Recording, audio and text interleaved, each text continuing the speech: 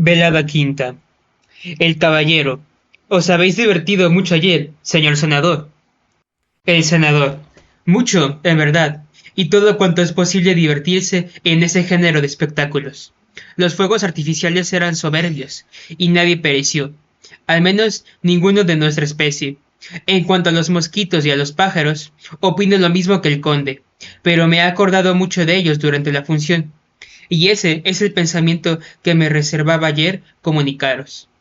Cuanto más pensaba en ello, más me confirmaba en la idea de que los espectáculos de la naturaleza son para nosotros, con mucha probabilidad, lo que los actos humanos para los animales que los presencian.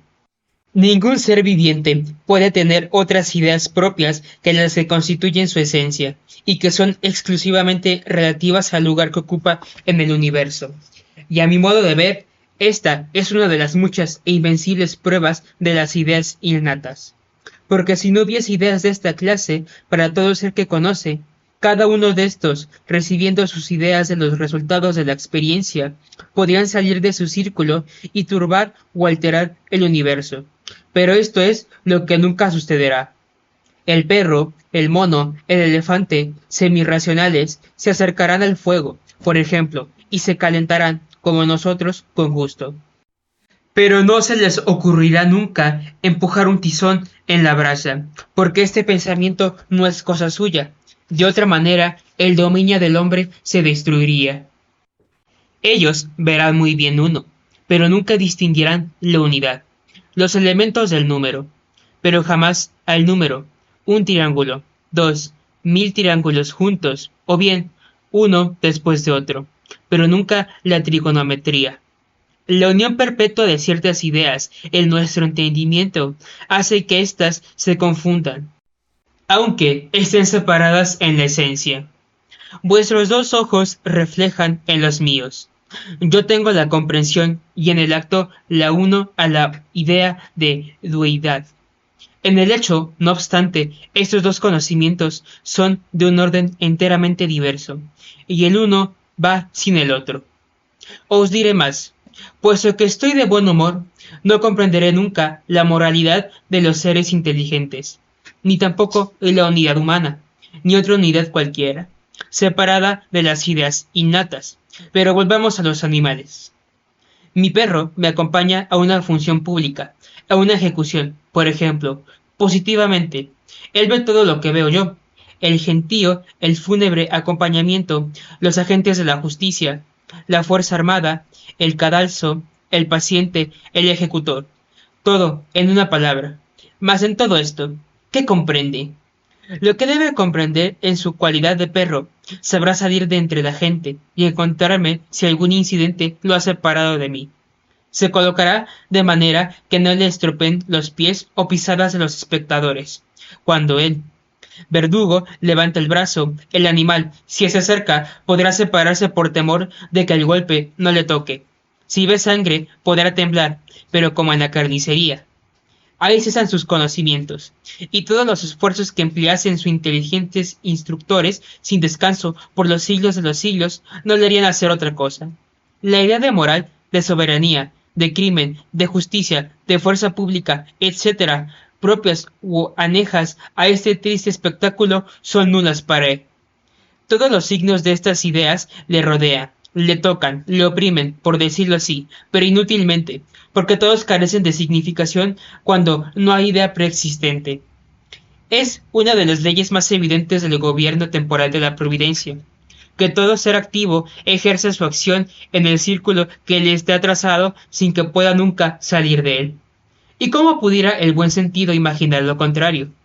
Partiendo de estos principios, que son incontestables, ¿quién os ha de decir que un volcán, un huracán, un terremoto, etcétera, dejan de ser para mí exactamente lo que la ejecución es para mi perro?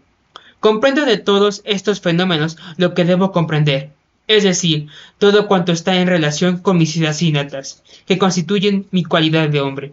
Lo demás es carta cerrada. El conde. No hay nada más plausible que vuestra idea, mi querido amigo. O por mejor decir, no hay cosa más evidente por el lado por donde habéis mirado el asunto. Sin embargo, ¿qué diferencia hay examinada desde nuestro punto de vista? Vuestro perro no sabe que él no sabe, y vos, hombre inteligente, lo sabéis. ¿Qué privilegio tan sublime encierra esta duda? Continuad desarrollando esa idea. Os arrebataréis o admiraréis. Pero, a propósito, ya que habéis tocado esa cuerda, sabéis que me considero, en el caso de proporcionaros un verdadero placer demostrándoos de qué manera ha rehuido la mala fe el invencible argumento a que dan materia los animales en favor de las ideas innatas. Habéis visto muy bien que la identidad y la invariable permanencia de cada clase de seres sensibles o inteligentes suponían necesariamente las ideas innatas. Ya habéis citado muy oportunamente los animales que verán enteramente lo que vemos nosotros, sin que puedan nunca comprender lo que nosotros comprendemos. Pero antes de llegar a una cita sumamente chistosa, es preciso que os preguntase si habéis reflexionado alguna vez que esos mismos animales dan materia a otro argumento directo y decisivo en favor de este sistema. Efectivamente, puesto que las ideas, cualquiera que sea, que constituyen el animal, cada uno en su especie, son innatas, literalmente, es decir, del todo independientes de la experiencia, pues que la gallina que nunca ha visto al gavilán manifiesta. No obstante, todas las señales del terror en el momento en que se presenta ella por primera vez como un punto negro en una nube y llama al instante a sus hijuelos con un grito extraordinario que nunca ha arrojado, y los polluelos que acaban de salir de la cáscara se precipitan al punto bajo las alas de su madre. Finalmente, puesto que esa observación se repite invariablemente en todas las especies de animales, ¿por qué la experiencia ha de ser más necesaria al hombre para todas las ideas fundamentales que lo constituyen hombre? La objeción no es débil, como veis. Escuchad ahora de qué manera los dos héroes de la estética se han evadido. El traductor francés de Locke, Coste, quien según parece fue hombre de talento y por otra parte bueno y modesto, nos ha contado, no recuerdo en qué nota de su traducción, que cierto día hizo a Locke esta misma objeción, que salta a la vista. El filósofo, que se sintió herido en un flanco sensible, se incomodó un poco y le respondió bruscamente: no he escrito mi libro para explicar las acciones de los animales. Coste, que tenía razón para exclamar como el filósofo griego: Júpiter, tú te incomodas, señalas de que tienes la culpa. Se ha contentado, sin embargo, con decirnos con un tono placenteramente serio. La respuesta era muy buena. El título del libro lo demuestra bien claro. En efecto, nada se ha escrito acerca del entendimiento de las bestias. Ya veis, señores, a lo que se halló reducido Locke para salir del paso. Se guardó muy bien, por otra parte, de proponer la objeción en su libro, por no exponerse a resolverla. Pero Condillac, que no quería que su conciencia le molestase, lo toma de distinto modo para salir del paso. No creo que la ciega obstinación de un orgullo que no quiere ceder haya producido cosa más chistosa. La bestia huirá, dice, porque ha visto devorar a otras. Mas como no tenía recursos para generalizar esta explicación, añade que con respecto a los animales que nunca han visto devorar a sus semejantes, puede creerse con fundamento que sus madres, desde un principio, les habrán obligado a huir. Obligado es muy propio. Siento, sin embargo, que no haya dicho, les habrán aconsejado. Para concluir esta rara explicación, añade con la mayor seriedad del mundo, que, si no es admitida, no concibe qué es lo que indujera al animal a huir. ¡Excelente! Vamos a ver al instante que si uno se niega a estos maravillosos razonamientos, podrá muy bien suceder que el animal deje de huir ante su enemigo, porque Condillac no concibe el por qué este animal debiera emprender la fuga. Por lo demás, de cualquier modo que se exprese, nunca pudo ser de su parecer. Él no concibe, dice, pues, permítame el que yo crea que concibe perfectamente, sino que más bien quiere mentir que confesarlo. El senador: mil gracias, mi querido amigo, por vuestra anécdota filosófica, que efectivamente la tengo por muy chistosa. Estáis perfectamente de acuerdo conmigo sobre mi modo de ver a los animales y sobre la conclusión que he sacado respecto a nosotros. Están como os decía hace poco, rodeados, atravesados, estrechados de todos los signos de la inteligencia, sin poder llegar nunca al más pequeño de sus actos. Su utilidad, cuando queráis, con el pensamiento, es alma cualquiera.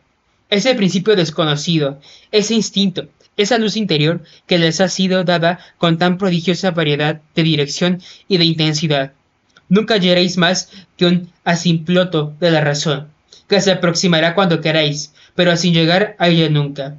En otro caso, una parte de la creación pudiera ser invadida, lo que es evidentemente imposible. Por una razón enteramente igual, ninguna duda que no pudiésemos estar nosotros mismos rodeados, atravesados y estrechados por acciones y agentes de un orden superior, de quienes no tenemos más conocimiento que el que tiene relación con nuestra situación actual. Sé todo lo que vale la duda sublime de que me acabáis de hablar. Sí, yo sé que no sé nada. ¿Acaso aún sepa yo alguna cosa más? Pero siempre es cierto que en virtud de nuestra misma inteligencia nunca podremos alcanzar sobre este punto un conocimiento directo. Por lo demás, hago gran uso de esta duda en mis indagaciones acerca de las causas. He leído millares de burlas sobre la ignorancia de los antiguos, que por todas partes veían espíritus. Me parece que somos mucho más necios nosotros, porque no los vemos en ninguna parte. No cesan de hablarnos de causas físicas. ¿Y qué viene a ser una causa física? El conde. Es una causa natural, si queremos limitarnos a traducir la palabra. Pero según la acepción moderna, es una causa material. Es decir, una causa que nos causa, porque materia y causa se excluyen como blanco y negro, círculo y cuadrado. La materia no tiene acción más que por el movimiento. Luego, siendo todo movimiento un efecto, resulta que una causa física, si se quiere explicar exactamente en un contrasentido y aún una contradicción en los términos.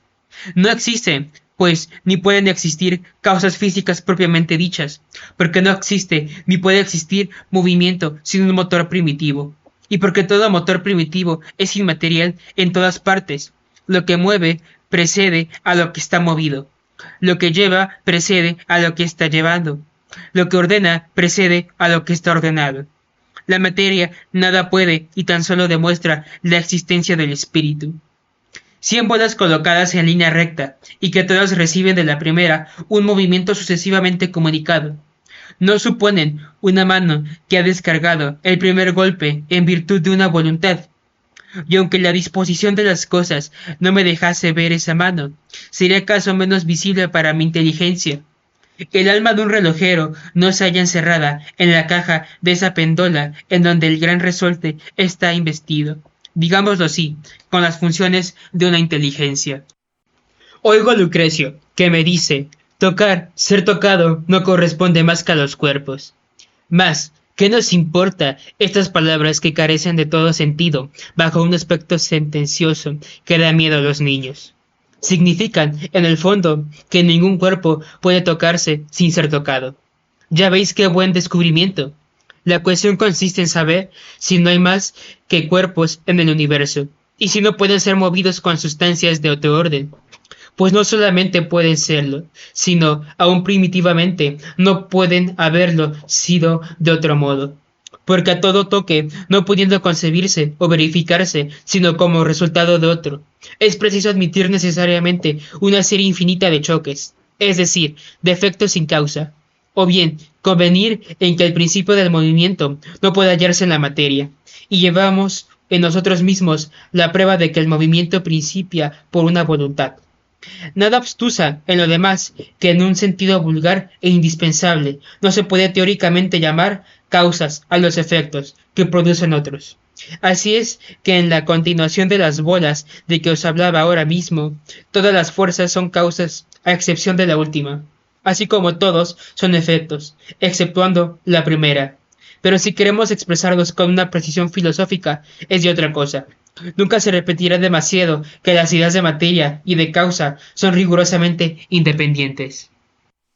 Bacon se había formado acerca de las fuerzas que obran en el universo, una idea quimérica, de cuyos resultados se han extraviado una multitud de disertadores. Suponía desde luego estas fuerzas materiales, Enseguida las ponía indefinidamente, la una debajo de la otra. Y muchas veces no he podido menos de sospechar que al mirar por la reja esos árboles genealógicos, que todos son hijos, excepto el primero, y que todos son padres, exceptuando al último, se haya creado sobre este modelo un hilo de escala, o gradual, arreglando del mismo modo las causas en su cabeza, comprendiendo a su manera que tal causa era hija de la que le precedía, y que las generaciones, estrechándose siempre al crearse, reducían al fin al verdadero intérprete de la naturaleza, a una abuela común. Estas son las ideas que ese gran legislador se formaba de la naturaleza y de la ciencia que debe explicarla, pero no hay cosa más quimérica. No quiero molestaros con un largo discurso. Basta en ese momento una sola observación, y es que Bacon y sus discípulos no han podido nunca citaros, y nunca nos citarán un solo ejemplo o caso en apoyo de su teoría. Muéstrenos ese supuesto orden de causas generales, aún más generales, generalísimas, como quieran explicarse.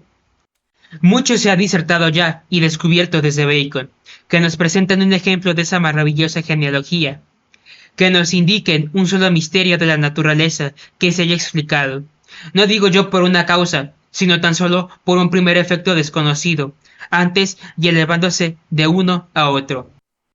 Imaginad el fenómeno más vulgar, la elasticidad, por ejemplo, u otro cualquiera que os plazca. Ahora no soy descontentizado, ni pido ni las abuelas ni trisabuelas del fenómeno. Me contento con su madre.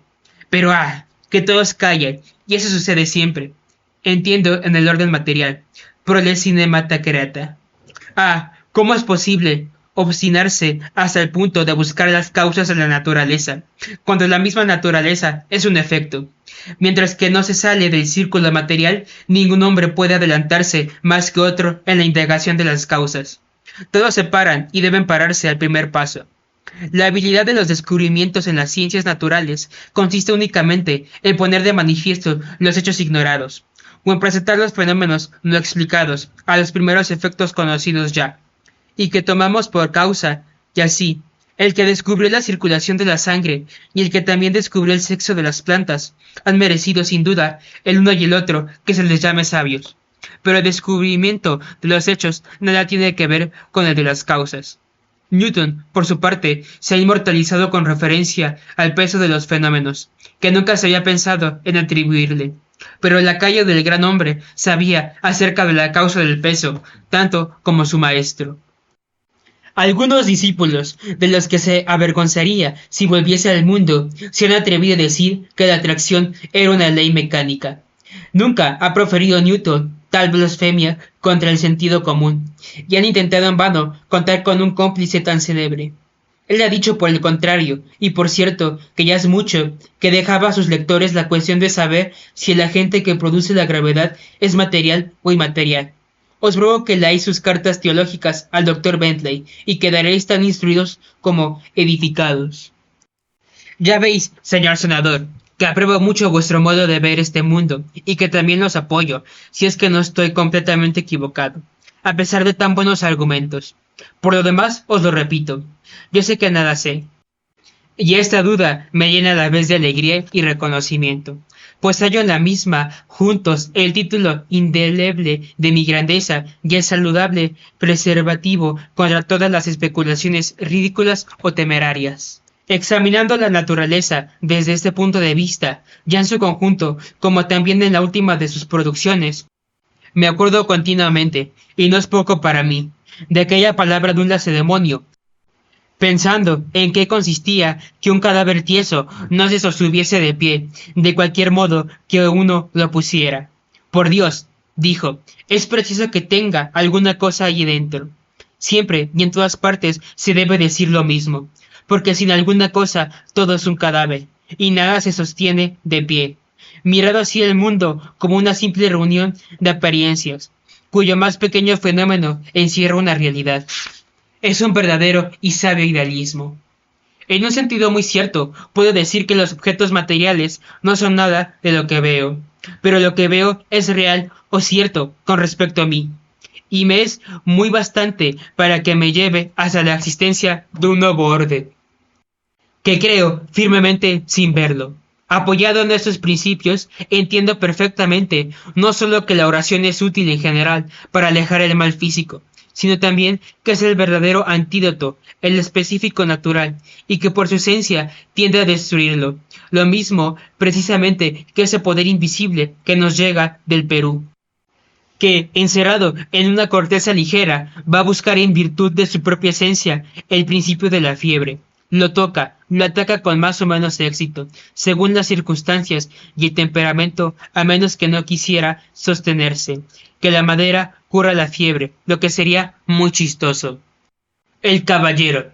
Chistoso si lo queréis, pero es preciso que sea yo sin duda un hombre chistoso, porque en toda mi vida no he hecho escrúpulo en ninguno de esa proposición.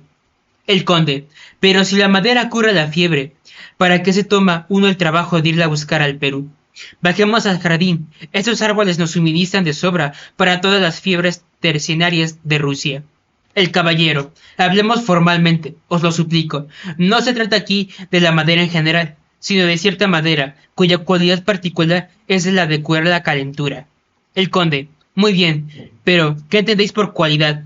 Esa palabra expresa en vuestra imaginación un simple accidente, y vos creéis, por ejemplo, que la quina cura, porque es figurada, pesada y encarnada, etc. El caballero. Sois muy susceptible, mi querido amigo. Es claro que hablo de una cualidad real. El conde. ¿Cómo cualidad real? ¿Queréis explicarme eso? Os suplico. El caballero. Oh, también yo, a mi vez, os ruego que no nos disputemos sobre palabras.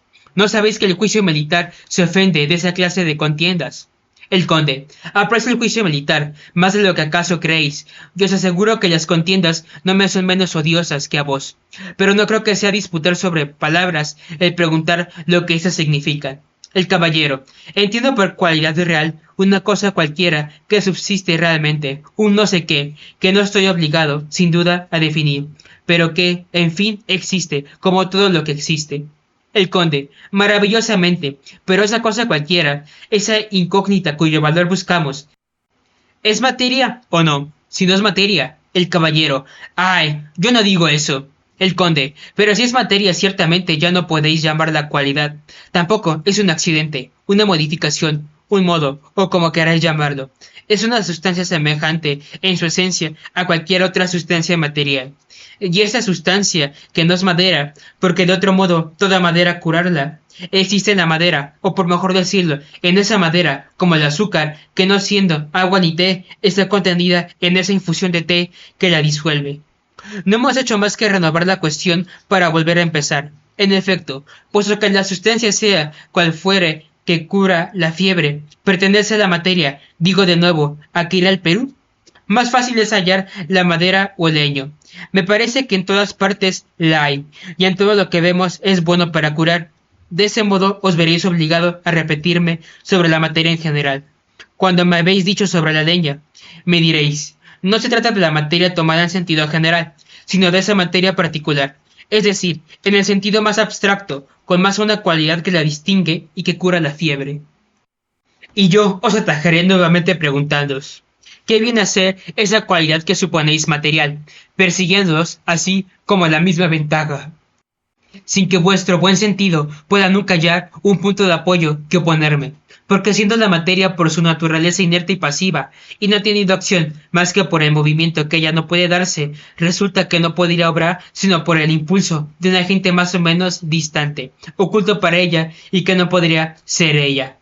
Ya veis, mi querido caballero, que no se trata realmente de una cuestión de palabras. Mas volvamos al asunto.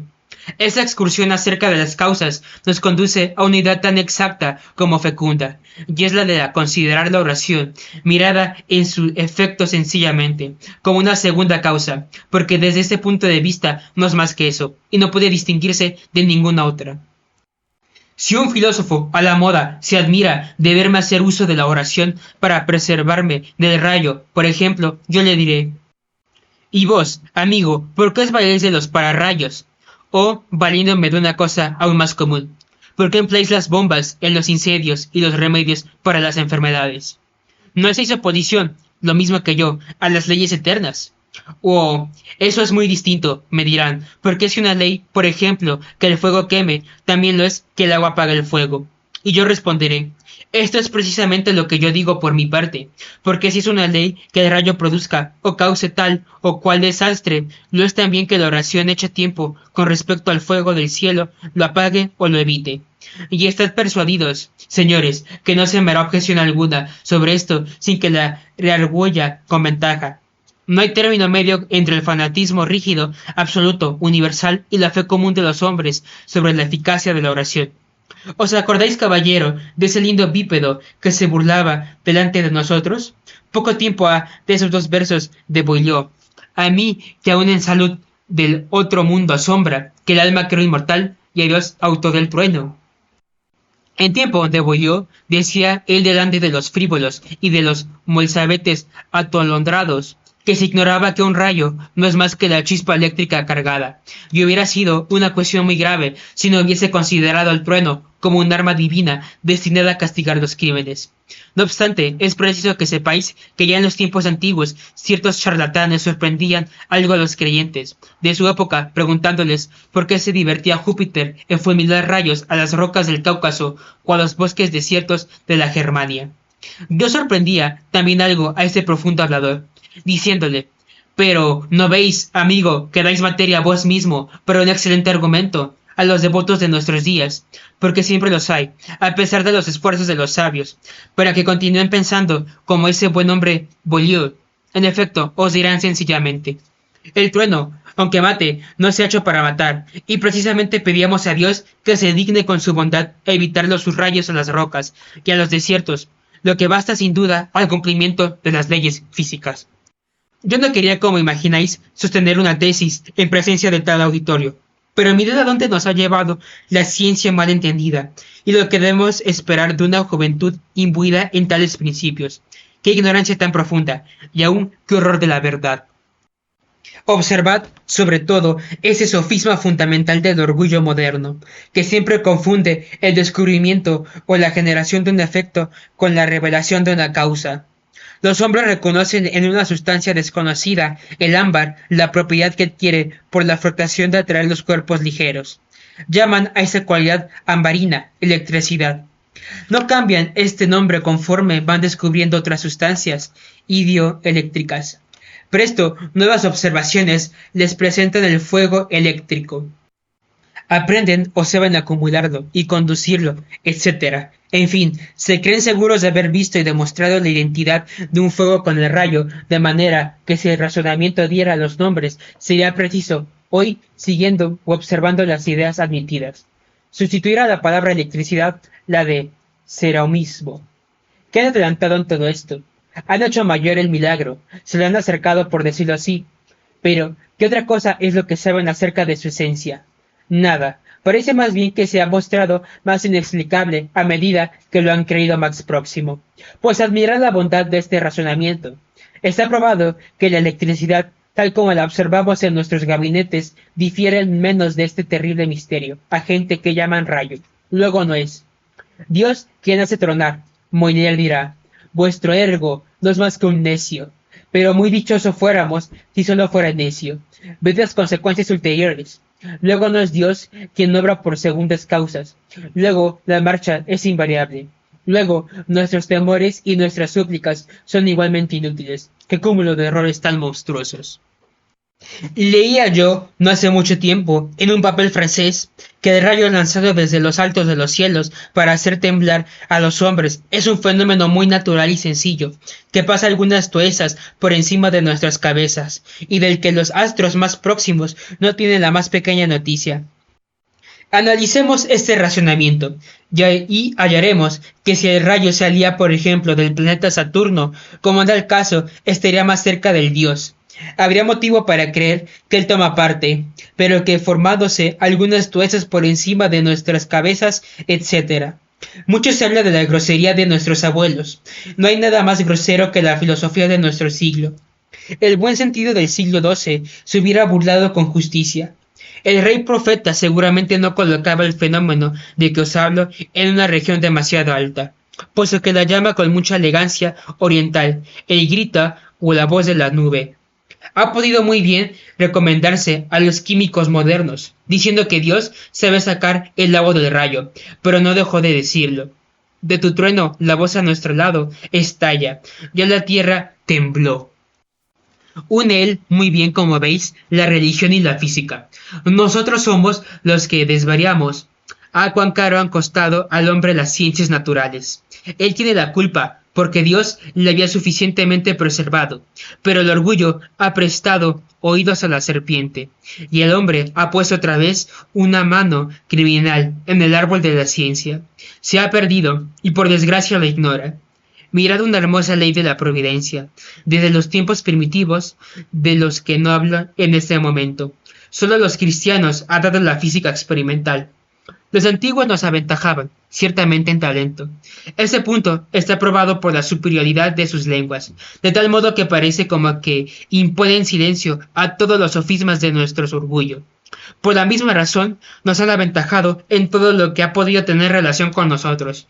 Por el contrario, su física es casi nula, porque no solamente no han dado ellos valor a las experiencias físicas, sino que las desprecian, y aún les atribuyen cierta ligera idea de impiedad, viniendo desde muy alto ese sentimiento confuso.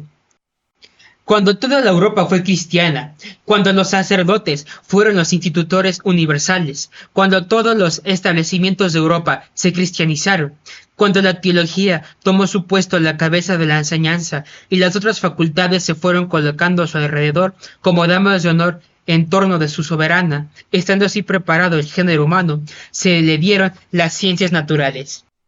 Tantae molicerat Romanam condere gentem. La ignorancia de esta gran verdad ha sido causa de que se extraviesen muy buenos talentos, sin exceptuar a Bacon y aún principiado por él. El senador, ya que me lo recordáis, os confieso que le he hallado más de una vez sumamente entretenido con sus desiderata.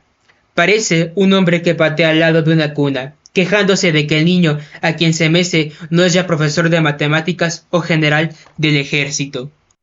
El conde, está muy bien dicho, en verdad, y no sé si aún fuera posible utilizar sobre la exactitud de vuestra comparación, porque las ciencias al principio del siglo XVII no estaban como un niño en la cuna, sin hablar del ilustre religioso de su nombre, que le había precedido 3 siglos en Inglaterra, y cuyos conocimientos podían aún merecer a los hombres de nuestro siglo el título de sabio.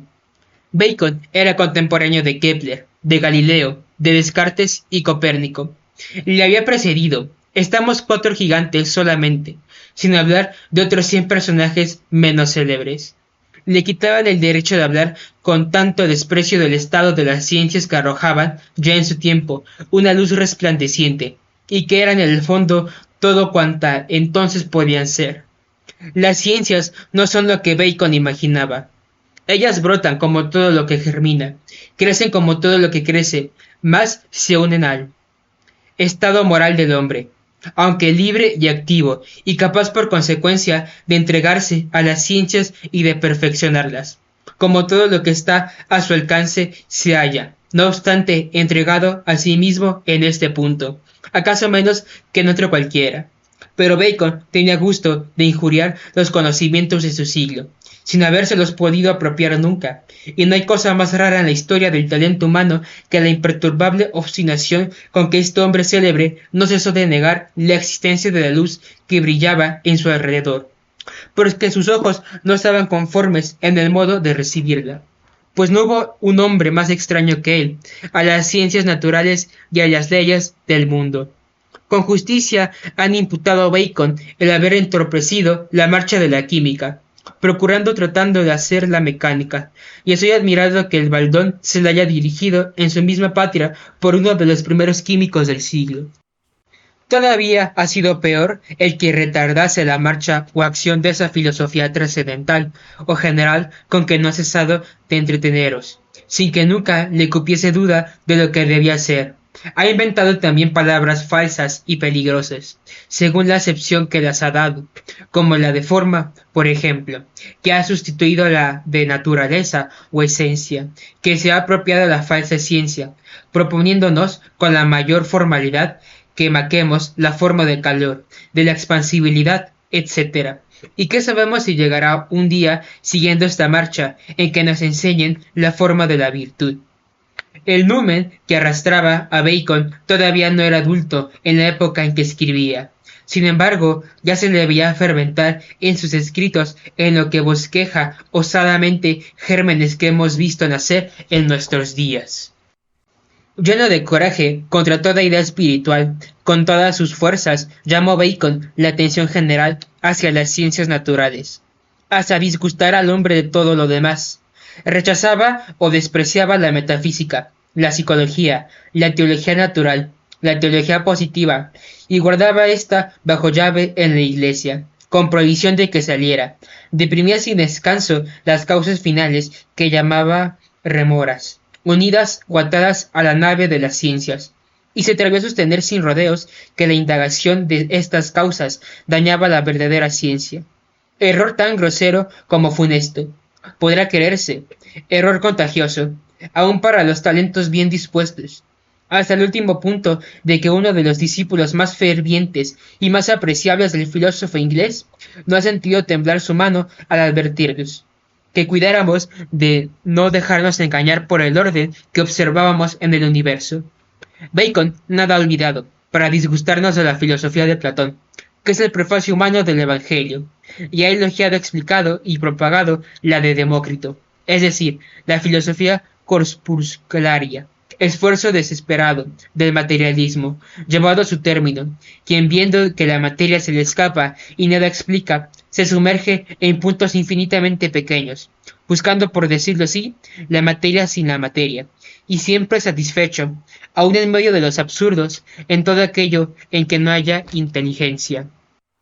Conforme a ese sistema de filosofía, Bacon excita a los hombres a buscar la causa de los fenómenos naturales en la configuración de los átomos o de las moléculas constituyentes, idea la más falsa y más grosera que haya manchado el humano entendimiento. Y ve de ahí por qué el siglo XVIII, que no ha querido y ensalzado a los hombres más que por lo que tienen de malo, ha hecho de Bacon su Dios, negándose al mismo tiempo a hacerle justicia por lo que tiene de bueno y de excelente. Es un gran error el que ha influido él en la marcha de las ciencias, porque todos los verdaderos fundadores de estas le precedieron o no le conocieron. Bacon fue un barómetro que anunció el buen tiempo, y porque lo anunciaba se le creyó autor de él. Walpole, su contemporáneo, le ha llamado el profeta de la ciencia. Esto es cuanto se le puede conceder. He visto el dibujo de una medalla acuñada en honor suyo, cuyo cuerpo es un sol saliente, con el lema Exortus uti aeterus sol. No hay cosa más evidentemente falsa. Yo pasaría más bien por una aurora con la inscripción de Nuntio Solis. John podía ver en eso exageración, porque cuando Bacon se levantó eran lo menos las 10 de la mañana. La inmensa nombradla que ha adquirido en nuestros días no se le debe más que a lo que en él hay de reprensible, según os lo indicaba ahora mismo. Observad que no se le ha traducido en francés hasta fines de este siglo, y por un hombre que nos ha manifestado con crudeza que tenía con su sola experiencia 100.000 razones para no creer en Dios.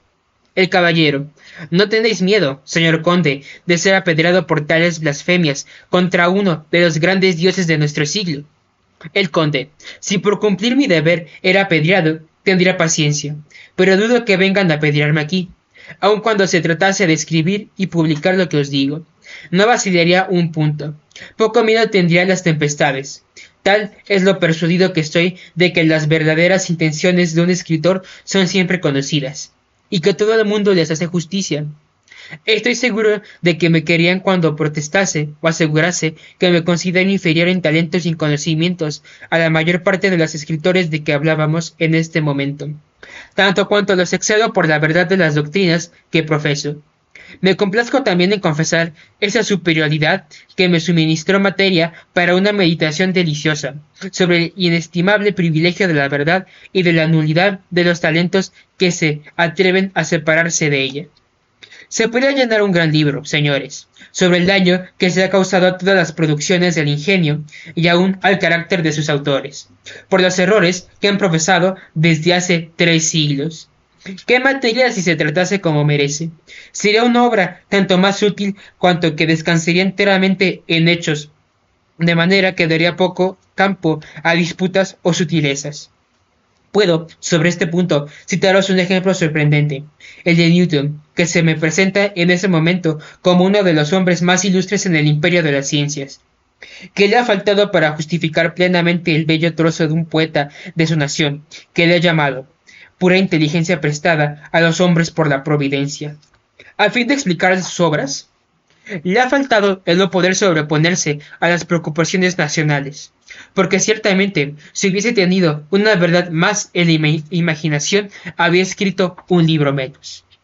Que le ensalcen en buena hora, cuando quieran, a todo suscribo, mientras que no salga de su terreno, pero si descendiese de las altas regiones de su genio, para hablarme de la gran cabeza y del cuerpo pequeño, ya desaparece toda su superioridad. Newton es igual a Villers. Después de esta profesión de fe, que no me canso en repetir, vivo en paz conmigo mismo. De nada me acuso, os lo aseguro, porque sé lo que debo al talento, aunque también sé lo que debo a la verdad.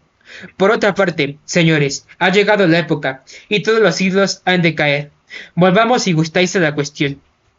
Encontráis la más pequeña dificultad en esta idea, a saber que la oración es una segunda causa, y que no es posible hacer la más pequeña objeción contra ella, que no pueda también hacerse contra la medicina. Por ejemplo, es enfermo de morir, o no de morir, con que es inútil rogar por él. Y yo digo, luego es inútil administrarle remedios. Luego, no existe la medicina.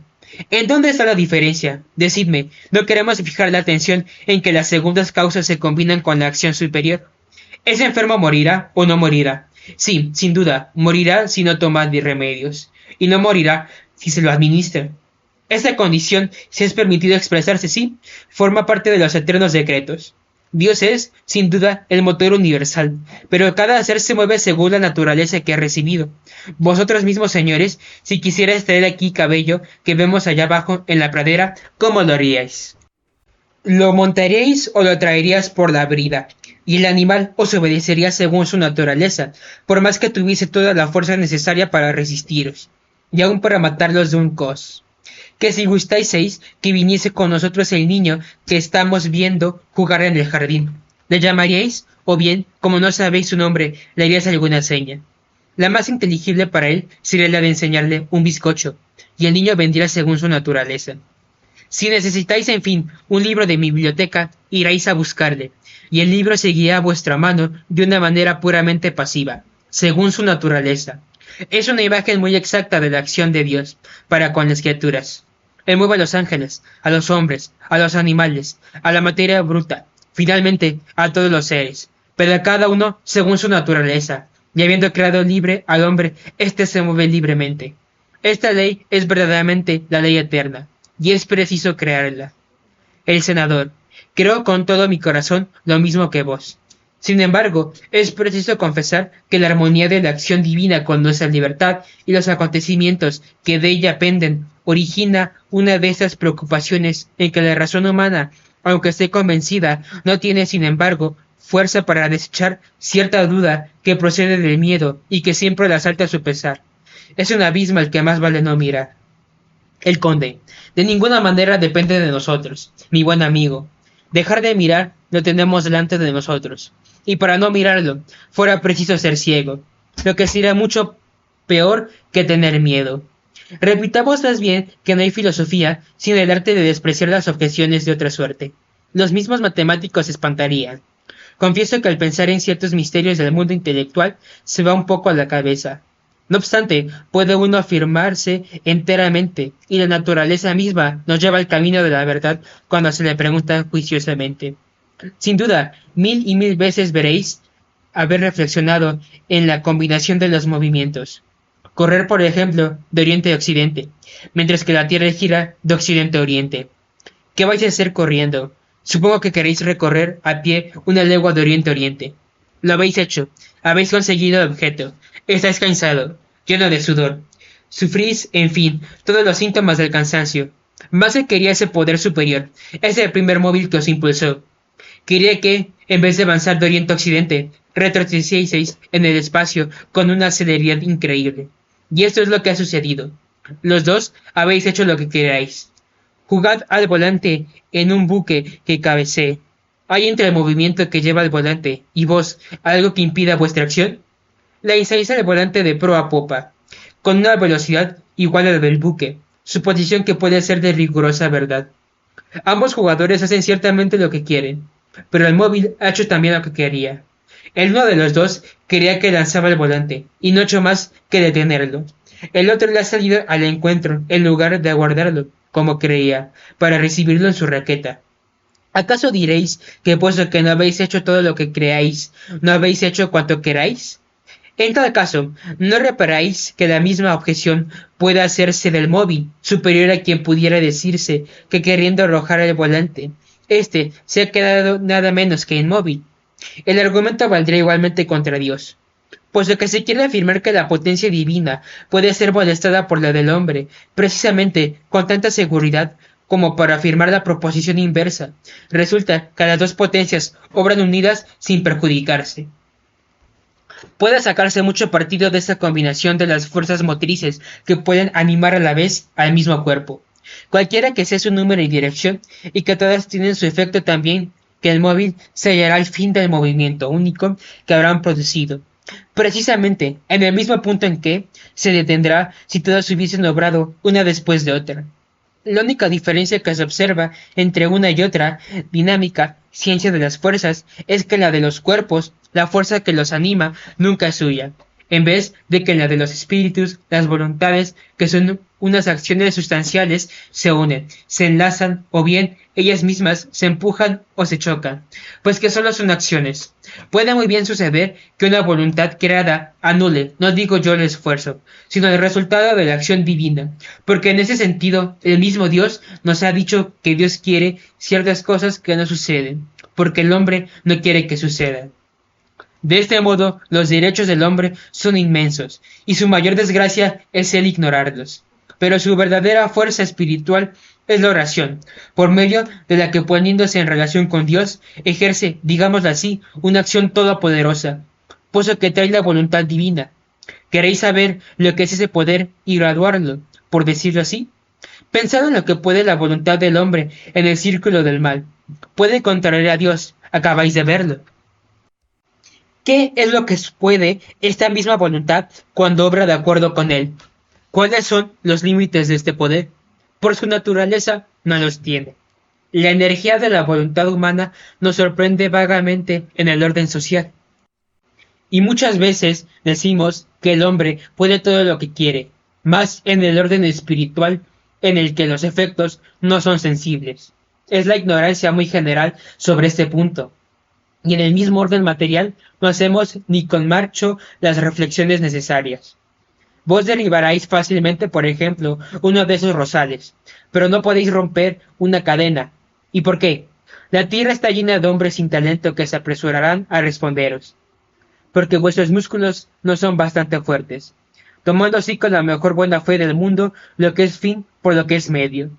La fuerza del hombre está limitada por la naturaleza de sus órganos físicos, a fin de que no pueda alterar más que hasta cierto punto el orden establecido. Pues bien conocéis lo que sucederá en este mundo si el hombre pudiera, con solo su brazo, destruir un edificio o arrancar un bosque o una selva. Verdad es que esta misma sabiduría que ha creado al hombre perfecto le ha dado la dinámica, es decir, los medios artificiales de aumentar su fuerza natural, pero este don va acompañado también de un signo brillante de la infinita previsión, porque queriendo que todo el aumento posible fuese proporcionado, no a los deseos ilimitados del hombre, que son inmensos y casi siempre desordenados, sino tan solo a sus deseos prudentes, arreglados a sus necesidades, ha querido que cada una de sus fuerzas fuese precisamente acompañada de un impedimento u obstáculo que nace de la misma y que crece y se aumenta con ella, de suerte que la fuerza ha de matarse o destruirse ella misma por el solo esfuerzo que hace al expansionarse. No sabría, por ejemplo, aumentar proporcionalmente la fuerza de una palanca, sin aumentar proporcionalmente también las dificultades que han de inutilizarla al fin. Se puede aún decir que en general, y en las mismas operaciones que no están sujetas a la mecánica propiamente dicha, No sabría el hombre aumentar sus fuerzas naturales sin emplear a proporción más tiempo, más espacio y más materiales, lo que le entorpece o estorba, desde luego de una manera que va siempre en aumento y le pide además obrar clandestinamente, debiéndose fijar en esto la atención de una manera especial. Así, por ejemplo, cualquier hombre puede hacer volar una casa por medio de una mina, pero los preparativos indispensables son tales que la autoridad pública tendrá suficiente tiempo para ir a preguntarle qué es lo que hace. Los instrumentos de óptica presentan además un ejemplo sorprendente de la misma ley, porque es imposible perfeccionar una de las cualidades cuya reunión constituye la perfección de estos instrumentos sin debilitar la otra. Puede hacerse una observación igual con las armas de fuego. En una palabra, no hay excepción en una ley cuya suspensión destruiría la sociedad humana. Así pues, en todas partes, y en el orden de la naturaleza como en el del arte, hay sus límites. No hablaréis el arbusto del que os hablaba a poco si lo opriméis con un cañar. No consistiría en esto en que os faltase la fuerza, sino que le faltaría la caña, y en este instrumento sumamente endeble es para rozar lo que el brazo para la cadena. La voluntad por su esencia transportaría las montañas, pero los músculos, los nervios y los huesos se doblan en la cadena como la caña se dobla en el rosal. Separad con el pensamiento la ley que quiere que la voluntad humana no pueda obrar materialmente de una manera inmediata, más que en el cuerpo que anima, ley puramente accidental y relativa a nuestro estado de ignorancia y corrupción, arrancará una cadena lo mismo que levanta un brazo. Mírese como se quiera la voluntad del hombre. Se ve que son inmensos sus derechos, pero en el orden espiritual del que el mundo material no es más que una imagen y una especie de reflejo. La oración es la dinámica confiada al hombre. Guardémonos bien de privaros de ella. Eso sería lo mismo que creer que nuestros brazos sustituyesen al cabrastente o la bomba de incendios. La filosofía del último siglo, que a los ojos de la posterioridad será una de las más vergonzosas épocas del espíritu humano, nada ha olvidado para desviarnos de la oración con la consideración de las leyes eternas e inmutables. Su objeto privilegiado, quiero decir único, era el de apartar al hombre de Dios. ¿Y qué otro medio más seguro había para conseguirlo que el de impedirle que orase? Toda esta filosofía no fue, en realidad, más que un verdadero sistema de ateísmo práctico. Yo he querido dar un nombre a esta extraña enfermedad. La llamo la teofobia. Tened cuidado y la veréis en todos los libros filosóficos del siglo XVIII. No decían francamente, no hay Dios, aserción que hubiera podido causar algunos inconvenientes físicos.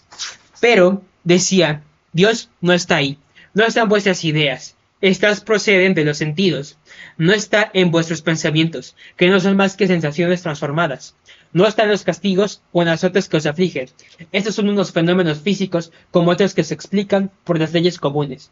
No se apura de vosotros, nada hecho por vosotros, en particular el mundo se ha hecho pan el insecto, lo mismo que para vosotros. No se venga de nosotros, porque sois mis pequeños, etc. En fin, no se podía nombrar a Dios para esta filosofía sin que pusiera convulsa. Escritores a unos de aquella época infinitamente superiores al vulgo y notables por sus excelentes dotes especiales han negado francamente la creación. ¿Cómo se había de hablar a aquellas gentes de los castigos eternos sin que se pusieran furiosos? Ningún acontecimiento físico puede tener causa superior relativa al hombre. Ved aquí su dogma. ¿Acaso algunas veces no se atreverá a afirmarlo en general? Pero llegando a la aplicación, negará en detalle lo que viene a ser lo mismo. Puedo citaros un ejemplo notable y que tiene algo de entretenido, aunque entristezca bajo otro aspecto. Nada les chocaba, como el diluvio, que es el mayor y más terrible juicio o castigo que la divinidad ha ejercido con el hombre. Y, sin embargo, ningún hecho existe que tenga mayor número de pruebas ni más convincentes. Pues, ¿qué hacer? Principaron por negaros obstinadamente el agua necesaria para el diluvio, y me acuerdo que en mis floridos años mi fe juvenil se alarmó con sus razones.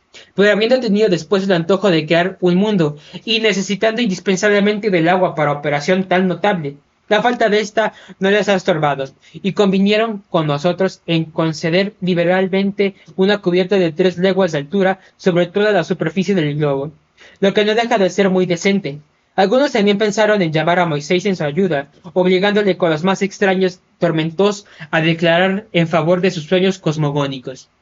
Bien entendido, no obstante, que la intervención divina queda enteramente extraña a esta aventura, que nada tiene de particular así, pues han admitido la sumersión total del globo en la misma época, fijada por ese gran hombre, lo que han creído suficiente para declararse formalmente defensores de la revelación. Pero de Dios, de crimen y de castigo, ni una palabra. Casi nos han insinuado, poquito a poco, que no había ningún hombre sobre la tierra en la época de la gran sumersión, lo que ya veis que es enteramente mosaico. Como esta palabra de diluvio tiene además algo de teológica que disgusta, se ha suprimido y se dice catástrofe. De ese modo aceptan el diluvio del que necesitaban para sus vanas teorías, y quitan o suprimen a Dios. Veis, según creo, un bello síntoma de la teofobia.